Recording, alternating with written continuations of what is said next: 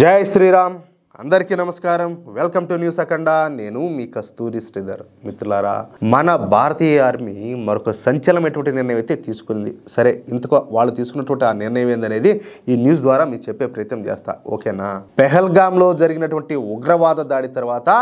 మనం ఆపరేషన్ సింధూర్ను ప్రారంభించి విజయవంతంగా నిర్వహించిన సంగతి మీకు కూడా తెలిసిందే ఈ ఆపరేషన్ సింధూర్లో భాగంగా పాకిస్తాను అదేవిధంగా పాకిస్తాన్ ఆక్రమిత జమ్మూ కాశ్మీర్లోని 9 ప్రాంతాల్లోని 21 టార్గెట్లు ధ్వంసం చేసి పారేశారు ఈ దాడుల్లో తీవ్రవాదుల స్థావరాలు తీవ్రవాదుల శిక్షణా కేంద్రాలు అదేవిధంగా వాళ్ళు ఉంటున్నటువంటి షెల్టర్లు అదేవిధంగా తీవ్రవాదుల యొక్క మందుగుండు డిపోలు ఉన్నాయన్నమాట మొత్తంగా ఈ ఆపరేషన్ సింధూర్లో 200 మందికి పైగా తీవ్రవాదులు కుక్క సాగు తెచ్చినట్టు మన భారతీయ ప్రభుత్వం అయితే తెలియజేసింది కానీ వీళ్ళ సంఖ్య 600 వరకు ఉండొచ్చు అనేది ఒక అంచనా అన్నమాట సరే ఆపరేషన్ సింధూర్ తర్వాత అయినా పాకిస్తాన్ బుద్ధి తెచ్చుకొని తీవ్రవాదాన్ని పక్కన పెట్టి తన పనేదో తాను చూసుకుంటాది అని చెప్పేసి అందరూ కూడా అనుకున్నారు ఎందుకంటే Pakistan director general of military operations అధికారి మన భారత ఆర్మీకి ఫోన్ చేసి దయచేసి ఈ ఆపరేషన్ సింధూర్ను నిలిపేయమని చెప్పేసి కాళ్ళ వెళ్ళబడ్డాడు మరి అంతగా భంగ పట్టుకొని కాళ్ళు పట్టుకొని గడ్డం పట్టుకొని పట్టుకోరానాటి అన్ని కూడా పట్టుకొని అన్ని కథలు చేశారు కదా ఇంకా జన్మలో వీళ్ళు మన జోలికి రారులే అనుకున్నారు కానీ ఈ పాకిస్తాన్ ఏం చేస్తాను తెలిసిన కుక్కతోక వంకర అన్నట్టుగా తన పంది బుద్ధిని చూపించిందన్నమాట నిత్యం ఈ పందులు ఏం చేస్తాయి ఓర పందులు అశుద్ధాన్ని తింటాయి నిత్యం తాము అశుద్ధాన్ని తింటామని చెప్పేసి ఈ పాకిస్తాన్ మరోసారి నిరూపించింది ఈ మధ్యన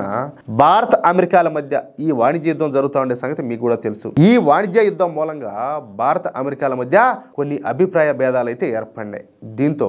అమెరికా కూడా భారత్ను లొంగ తీసుకోవడానికి పాకిస్తాన్ చేరతీస్తాను అంటే నువ్వు పాకిస్తాన్ చేరతీస్తే మా వాళ్ళు భయపడిపోతారా భయపడాలా ఏది ఇదంతా కూడా ఊరికి పిల్ల చేష్టాలు పిల్ల ఆలోచనలో పాకిస్తాన్ మీద ఉన్నటువంటి పన్నులను కూడా 10% వరకు తగ్గించింది అంతేకాకుండా పాకిస్తాన్కు ఆయుధాలను అమ్ముతామని చెప్పి స్పష్టం చేసింది ఎవరు అమెరికా ఇక ఇదే మంచి అవకాశం అనుకున్నటువంటి పాకిస్తాన్ ఫీల్డ్ మార్షల్ ఎవరో ఆసిం మునీర్ గాడు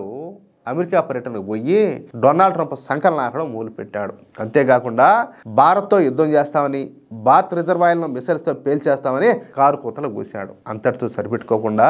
ఈ సరిహద్దుల పొడవున మళ్ళీ తీవ్రవాద స్థావరాలను ఏర్పాటు చేస్తాడు హమాస్ తరహాలోనే చిన్న చిన్న తీవ్రవాద స్థావరాలను ఎల్ఓసి పొడవునా కూడా నిర్మిస్తాడు పైగా వాళ్ళకి ఈసారి అధునాతనమైనటువంటి ఆయుధాలను కూడా అందజేస్తున్నాడు దీంతో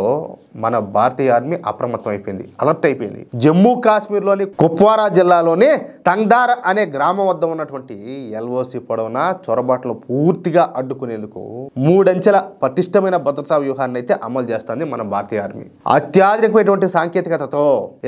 మానవ వనరులను సమన్వయం చేస్తా ఈ కొత్త రక్షణ వ్యవస్థ అయితే ఏర్పాటు చేస్తున్నారు మొదటి అంచె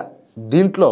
అత్యాధునికమైనటువంటి నిఘా పరికరాలను వినియోగిస్తారు రాడార్లు థర్మల్ ఇమేజింగ్ సైట్లు ఆయుధాలు హెల్మెట్లకు అమర్చే కెమెరాలు అదేవిధంగా మానవరహిత వాహనాలు అంటే యుఏవీలు అన్నమాట అలాగే డ్రోన్లు వంటి టెక్నాలజీతో సరిహద్దులను 24 గంటలు కూడా పర్యవేక్షిస్తారు శత్రువుల యొక్క కదలికలను ముందుగానే పసిగట్టడం దీని యొక్క ముఖ్య ఉద్దేశం అనమాట ఇక రెండో అంచెలో భాగంగా చొరబాటుదారులను భౌతికంగా నిలువరించేందుకు అడ్డంకుల వ్యవస్థను ఏర్పాటు చేశారు ఇందులో భాగంగా కీలకమైన ప్రదేశాల్లో వివిధ రకాల మందు పాత్రలతో పాటు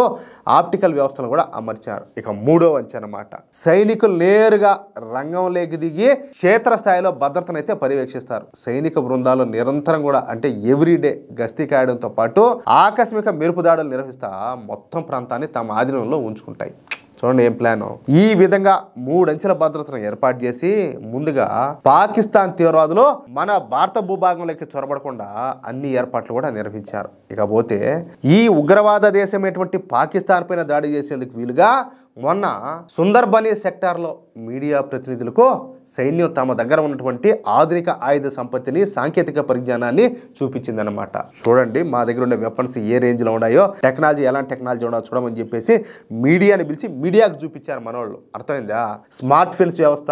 క్వాడ్ కాప్టర్లు బుల్లెట్ ప్రూఫ్ వాహనాలు ఎలాంటి భూభాగంలోనైనా సరే ప్రయాణించేటటువంటి వాహనాలు అంటే